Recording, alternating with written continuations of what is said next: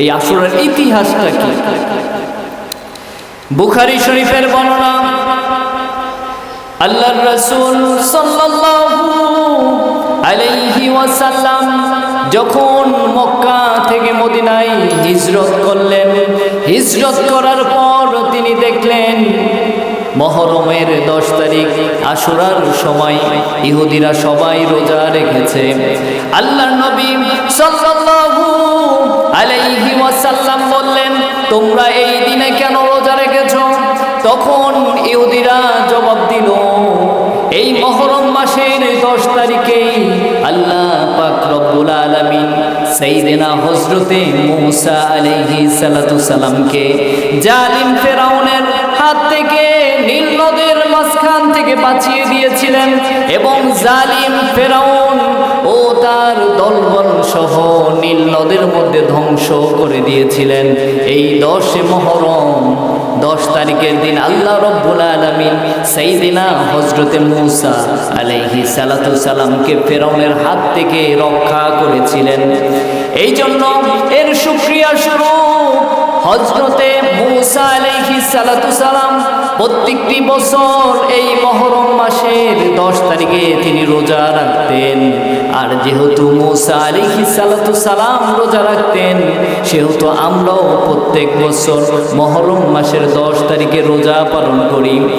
এই কথা শুনে আল্লাহর নবী সাল্লাল্লাহু আলাইহি ওয়াসাল্লাম বললেন, শোনো, তোমাদের চেয়েও আমরা বেশি হযরতে মূসা আলাইহিস সালাতু সালামকে নবী মানার ব্যাপারে বেশি হকদার। তখন আল্লাহর নবী সাল্লাল্লাহু আলাইহি ওয়াসাল্লাম মুহররম মাসের 10 তারিখে নিজে রোজা রাখলেন এবং সাহাবীদেরকেও বললেন, তোমরাও রোজা পালন করো। অন্য একটা হাদিসে এসেছে আল্লাহর নবী সাল্লাল্লাহু আলাইহি ওয়াসাল্লাম বললেন, আগামী বছর যদি আমি জীবিত থাকি তাহলে মুহররম মাসের আমি 2টা রোজা রাখবো। এই মুহররম মাসের রোজা রাখলে বান্দার গুনাহগুলো মাফ হয়ে যায়। মুসলিম শরীফের বর্ণনা, আল্লাহর নবী সাল্লাল্লাহু আলাইহি ওয়াসাল্লাম বলেন, আমি আল্লাহর কাছে প্রতিদানের আশা করি আরাফার দিনের রোজা এবং এই আশুরার রোজার মাধ্যমে বিগত 1 বছর এবং পরের বছরের গুনাহগুলো আল্লাহ রব্বুল আলামিন মাফ করে দিবেন। জোরে বলি সুবহানাল্লাহ। এই আশুরার রোজার মাধ্যমে বান্দার যাবতীয় গুনাহগুলো আল্লাহ রব্বুল আলামিন মাফ করে দেন। তিরমিজি শরীফের বর্ণনা, একবার এক ব্যক্তিকে সাইয়েদনা হযরতে আলী রাদিয়াল্লাহু তাআলা আনহুকে বললেন, ও আলী, আমি রমজান মাসের রোজা ব্যতীত অন্য কোনো মাসে রোজা রাখবো, এই ব্যাপারে আপনার কোনো উপদেশ আছে নাকি?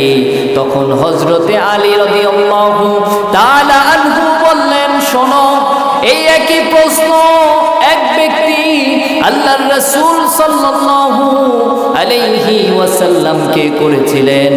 আর তখন আল্লাহর নবীর দরবারে আমি আলীও উপস্থিত ছিলাম।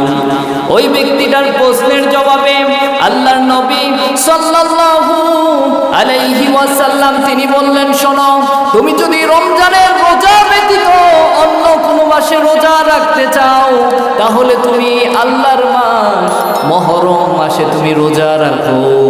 কেননা এই মুহররম মাসে এমন একটা দিন রয়েছে যেই দিনে আল্লাহ রব্বুল আলামিন একটা জাতির সমস্ত যাবতীয় তওবা তিনি কবুল আর মঞ্জুর করে নিয়েছেন। যদি বলি সুবহানাল্লাহ।